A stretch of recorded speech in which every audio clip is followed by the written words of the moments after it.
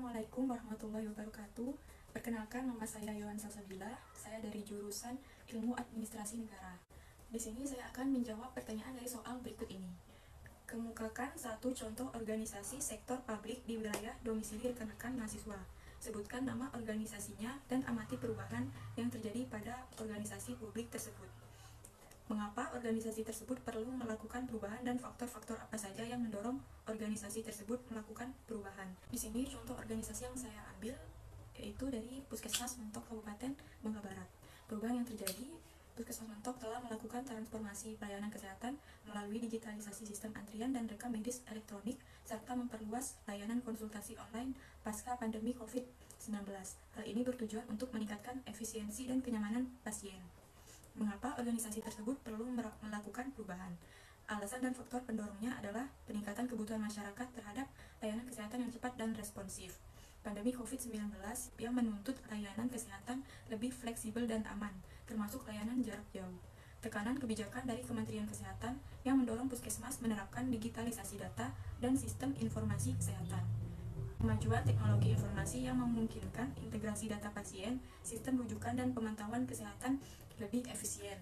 Kompetisi layanan kesehatan terutama dengan klinik dan rumah sakit swasta yang lebih dulu mengadopsi sistem modern. Soal yang kedua yaitu model diagnosis yang mana yang cocok digunakan organisasi tersebut sebagai dasar untuk melakukan perubahan. Model diagnosis yang cocok digunakan adalah model Booth-Lipwin Model of Organizational Performance and Change. Penjelasan model Booth-Lipwin menekankan hubungan antara lingkungan eksternal dan perubahan dalam organisasi melalui 12 variabel seperti misi, struktur, kepemimpinan, sistem kerja, dan budaya organisasi. Model ini cocok digunakan karena mampu mengidentifikasi perubahan yang bersifat transformasional, misalnya digitalisasi sistem layanan. Menganalisis bagaimana faktor eksternal, misalnya pandemi, regulasi mempengaruhi motivasi dan kinerja internal. Dapat membantu manajemen memahami perubahan dalam proses struktur dan perilaku pegawai. Soal yang ketiga, yaitu model pengelolaan perubahan yang paling cocok digunakan adalah model Lewin's Change Management Model. Penjelasan model Lewin ini membagi proses perubahan menjadi 3 tahap. Yang pertama, yaitu ada unphase, menyadarkan tenaga medis dan staf akan pentingnya perubahan menuju sistem digital.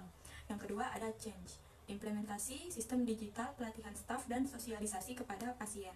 Yang ketiga ada refresh, menetapkan sistem baru sebagai standar operasional tetap dan meningkatkan budaya kerja berbasis teknologi.